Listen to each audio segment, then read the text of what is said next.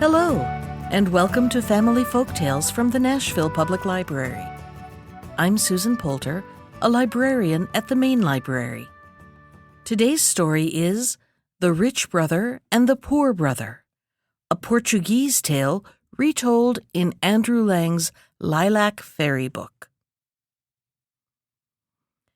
There was once a rich old man who had 2 sons, and as his wife was dead, the elder lived with him and helped him to look after his property.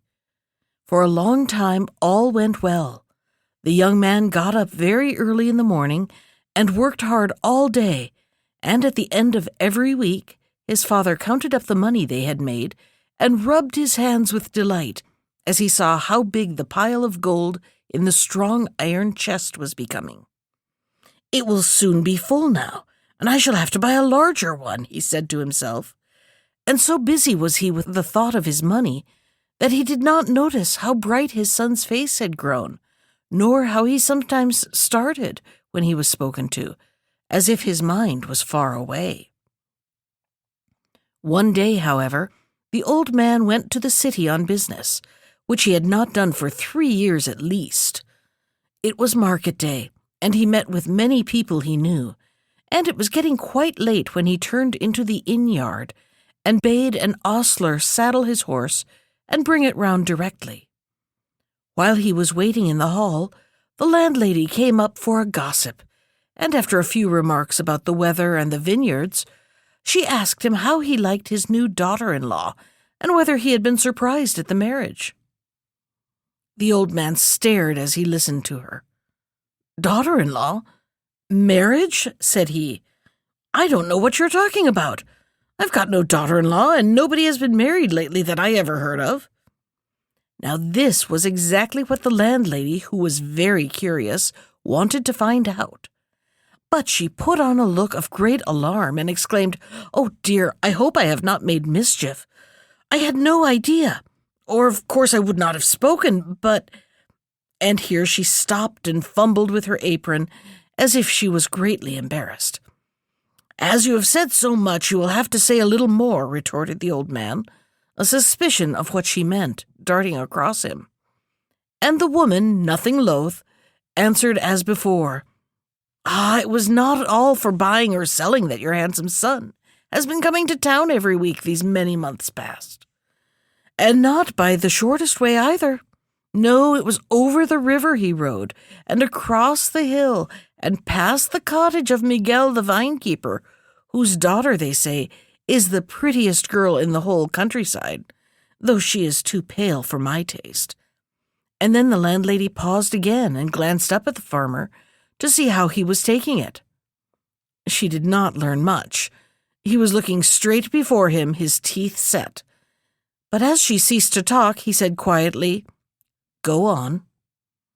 "There's not much more to tell," replied the landlady, for she suddenly remembered that she must prepare supper for the hungry men who always stopped at the inn on market days before starting for home.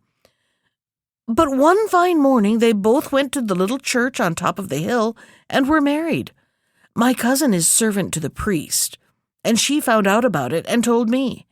But good day to you, sir. Here is your horse, and I must hurry off to the kitchen." It was lucky that the horse was sure-footed and knew the road, for his bridle hung loose on his neck, and his master took no heed of the way he was going.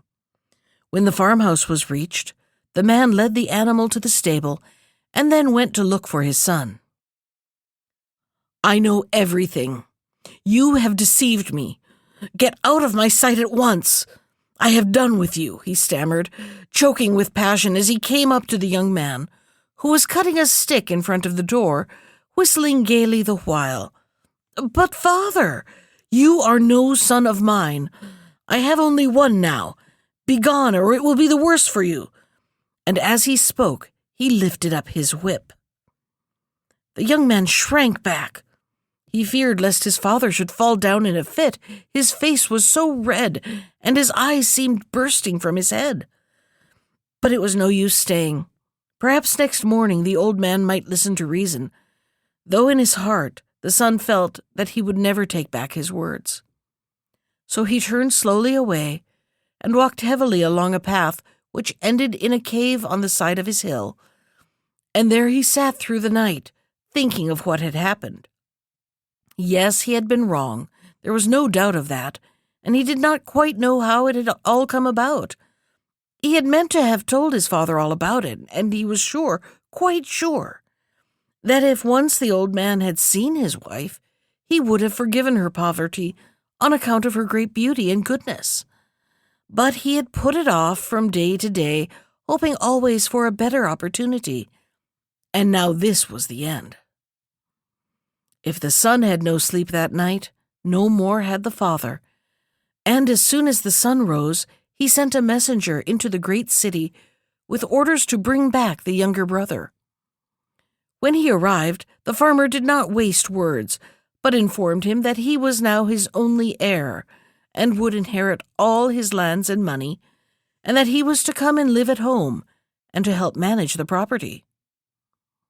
Though very pleased at the thought of becoming such a rich man, for the brothers had never cared much for each other, the younger would rather have stayed where he was, for he soon got tired of the country and longed for a town life.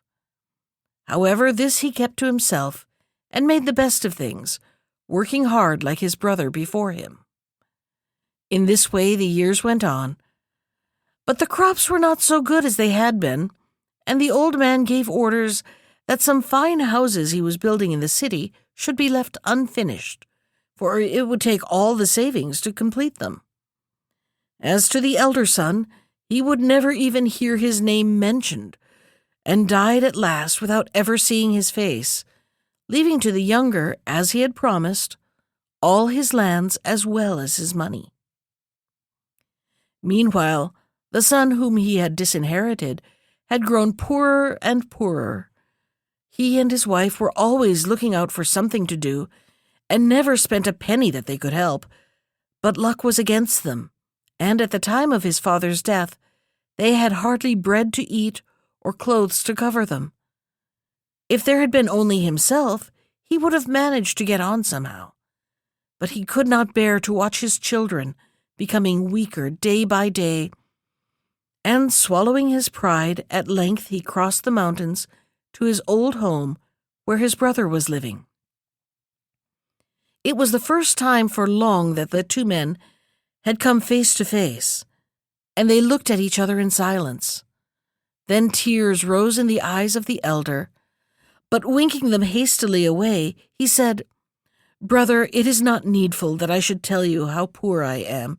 You can see that for yourself. I have not come to beg for money, but only to ask if you will give me those unfinished houses of yours in the city, and I will make them watertight so that my wife and children can live in them, and that will save our rent, for as they are profiting you nothing." And the younger brother listened and pitied him, and gave him the houses that he asked for, and the elder went away happy. For some years things went on as they were, and then the rich brother began to feel lonely, and thought to himself that he was getting older and it was time for him to be married. The wife he chose was very wealthy, but she was also very greedy, and however much she had, she always wanted more.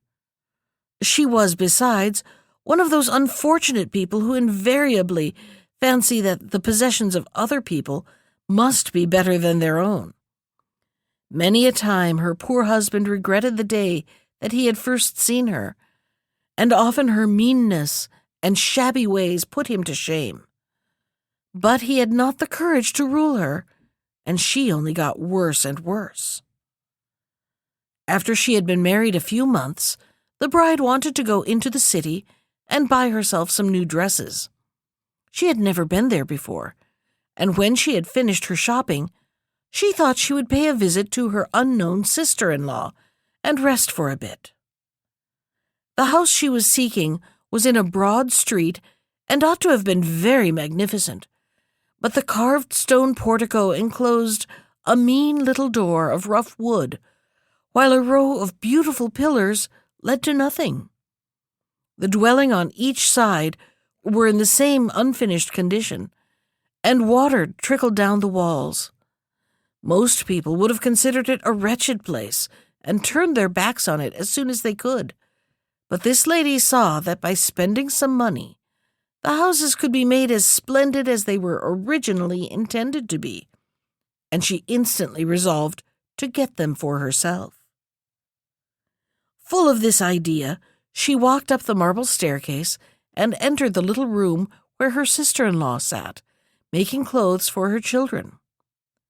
The bride seemed full of interest in the houses and asked a great many questions about them, so that her new relations liked her much better than they expected and hoped they might be good friends. However, as soon as she reached home, she went straight to her husband and told him that he must get back those houses from his brother, as they would exactly suit her, and she could easily make them into a palace as fine as the king's. But her husband only told her that she might buy houses in some other part of the town, for she could not have those, as he had long since made a gift of them to his brother, who had lived there for many years past. At this answer the wife grew very angry. She began to cry and made such a noise that all the neighbors heard her and put their heads out of the windows to see what was the matter. "It was absurd," she sobbed out, "quite unjust indeed. If you came to think of it, the gift was worth nothing, as when her husband made it he was a bachelor, and since then he had been married, and she had never given her consent to any such thing." And so she lamented all day and night, till the poor man was nearly worried to death. And at last he did what she wished, and summoned his brother in a court of law to give up the houses which, he said, had only been lent to him. But when the evidence on both sides had been heard, the judge decided in favor of the poor man, which made the rich lady more furious than ever, and she determined not to rest until she gained the day. If one judge would not give her the houses, another should. And so time after time the case was tried over again, till at last it came before the highest judge of all, in the city of Evora. Her husband was heartily tired and ashamed of the whole affair, but his weakness in not putting a stop to it in the beginning had got him into this difficulty, and now he was forced to go on. On the same day the two brothers set out on their journey to the city, the rich one on horseback, with plenty of food in his knapsack, the poor one on foot with nothing but a piece of bread and 4 onions to eat on the way. The road was hilly, and neither could go very fast, and when night fell they were both glad to see some lights in a window a little distance in front of them. The lights turned out to have been placed there by a farmer, who had planned to have a particularly good supper, as it was his wife's birthday, and bade the rich man enter and sit down, while he himself took the horse to the stable. The poor man asked timidly if he might spend the night in a corner, adding that he had brought his own supper with him. Another time permission might have been refused him, for the farmer was no lover of humble folk, but now he gave the elder brother leave to come in, pointing out a wooden chair where he could sit. Supper was soon served, and very glad the younger brother was to eat it, for his long ride had made him very hungry. The farmer's wife, however, would touch nothing, and at last declared that the only supper she wanted was one of the onions the poor man was cooking at the fire. Of course he gave it to her, though he would gladly have eaten it himself, as 3 onions are not much at the end of a long day's walk, and soon after they all went to sleep, the poor man making himself as comfortable as he could in his corner. A few hours later, the farmer was aroused by the cries and groans of his wife. "Oh, I feel so ill! I'm sure I'm going to die," wept she. "It was that onion, I know it was. I wish I had never eaten it. It must have been poisoned." "If the man has poisoned you, he shall pay for it," said her husband, and seizing a thick stick, he ran downstairs and began to beat the poor man, who had been sound asleep and had nothing to defend himself with. Luckily, the noise aroused the younger brother, who jumped up and snatched the stick from the farmer's hand, saying, "We are both going to Evora to try a lawsuit. Come too, and accuse him there if he has attempted to rob you or murder you. But don't kill him now, or you will get yourself into trouble." "Well, perhaps you are right," answered the farmer. "But the sooner that fellow has his deserts, the better I shall be pleased." And without more words, he went to the stables and brought out a horse for himself, and also the black Andalusian mare ridden by the rich man, while the poor brother, fearing more ill-treatment, started at once on foot. Now all that night it had rained heavily, and did not seem likely to stop, and in some places the road was so thick with mud that it was almost impossible to get across it. In one spot it was so very bad that a mule laden with baggage had got stuck in it, and, tug as he might, his master was quite unable to pull him out. The muleteer, in despair, appealed to the two horsemen, who were carefully skirting the swamp at some distance off, but they paid no heed to his cries, and he began to talk cheerfully to his mule, hoping to keep up his spirits, declaring that if the poor beast would only have a little patience, help was sure to come. And so it did, for very soon the poor brother reached the place, bespattered with mud from head to foot, but ready to do all he could to help with the mule and his master. First they set about finding some stout logs of wood to lay down on the marsh so that they could reach the mule, for by this time his frantic struggles had broken his bridle, and he was deeper in than ever. Stepping cautiously along the wood, the poor man contrived to lay hold of the animal's tail, and with a desperate effort the mule managed to regain his footing on dry ground, but at the cost of leaving his tail in the poor man's hand. When he saw this, the muleteer's anger knew no bounds, and forgetting that without the help given him, he would have lost his mule altogether, he began to abuse the poor man, declaring that he had ruined his beast, and the law would make him pay for it. Then, jumping on the back of the mule, which was so glad to be out of the choking mud that he did not seem to mind the loss of his tail, the ungrateful wretch rode on, and that evening reached the inn at Evora, where the rich man and the farmer had already arrived for the night. Meanwhile, the poor brother walked wearily along, wondering what other dreadful adventures were in store for him. "I shall certainly be condemned for one or other of them," thought he sadly. "And after all, if I have to die, I would rather choose my own death than leave it to my enemies." And as soon as he entered Evora, he looked about for a place suitable for carrying out the plan he had made. At length he found what he sought, but as it was too late and too dark for him to make sure of success, he curled himself up in a doorway and slept until morning. Although it was winter, the sun rose in a clear sky, and its rays felt almost warm when the poor man got up and shook himself. He intended it to be the day of his death, but in spite of that, and of the fact that he was leaving his wife and children behind him, he felt almost cheerful.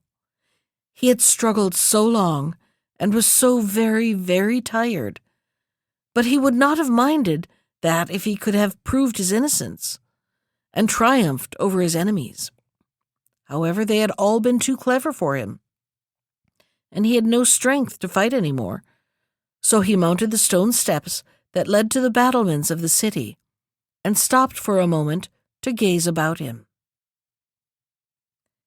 It happened that an old sick man who lived nearby had begged to be carried out and to be laid at the foot of the wall so that the beams of the rising sun might fall upon him, and he would be able to talk with his friends who were on their way to work. Little did he guess that on top of the battlements, exactly over his head, stood a man who was taking his last look at the same sun before going to his death that awaited him. But so it was, and as the steeple opposite was touched by the golden light, the poor man shut his eyes and sprang forward. The wall was high, and he flew rapidly through the air, but it was not the ground that he touched, only the body of the sick man, who rolled over and died without a groan. As for the other, he was quite unhurt, and was slowly rising to his feet when his arms were suddenly seized and held. "You have killed our father, do you see? Do you see?" cried two young men. "And you will come with us this instant before the judge and answer for it." "Your father? But I don't know him. What do you mean?" asked the poor man, who was quite bewildered with his sudden rush through the air, and could not think why he should be accused of this fresh crime. But he got no reply, and was only hurried through the streets to the courthouse, where his brother, the muleteer, and the farmer had just arrived, all as angry as ever, all talking at once, till the judge entered and ordered them to be silent. "I will hear you one by one," he said, and motioned the younger brother to begin. He did not take long to state his case. The unfinished houses were his, left him with the rest of the property by his father, and his brother refused to give them up. In answer, the poor man told, in a few words, how he had begged the houses from his brother, and produced the deed of gift which made him their owner. The judge listened quietly and asked a few questions, then gave his verdict.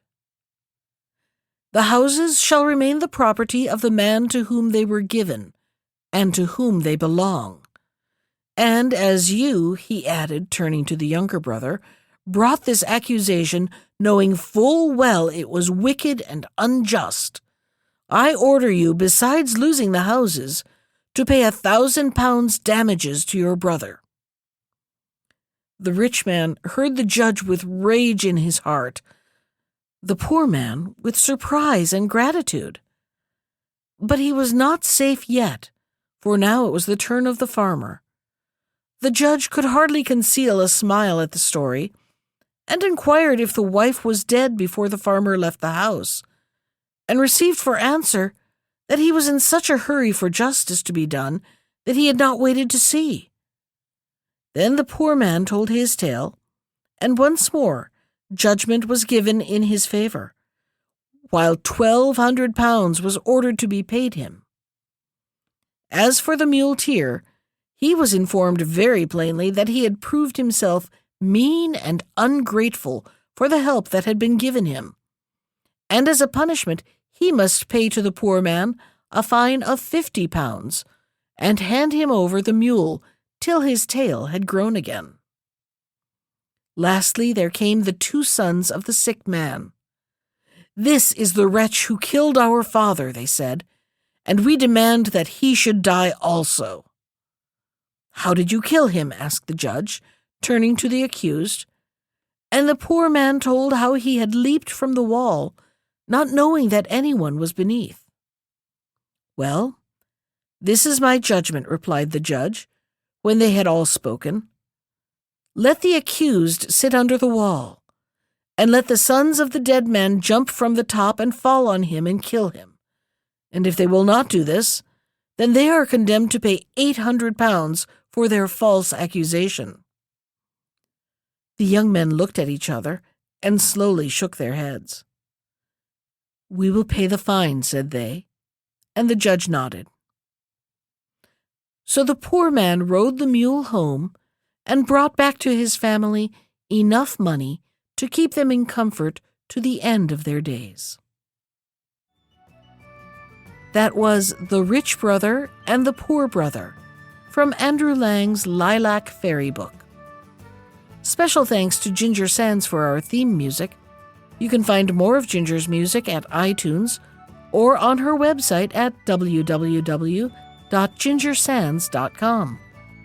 And if you'd like to comment on today's story, send me an email.